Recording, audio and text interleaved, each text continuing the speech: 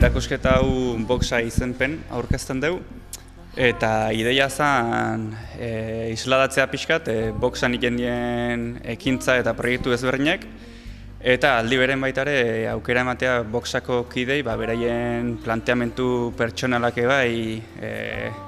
aurkeztea. Orduan, biltzen dona gehien bat da boxak talde bezala egiten dituen proiektuk, eta baita boxako kide ezberdinen proiektu pertsonalak ere. Gehien bat izan da bildu, ikusi zer dan erakutsi nahi genuna, eta gero ja proiektu pertsonaletako ideia batzukenak planteatu eta aurrea. Aniztasuna nik esan nuke dela klabea asunto hontan.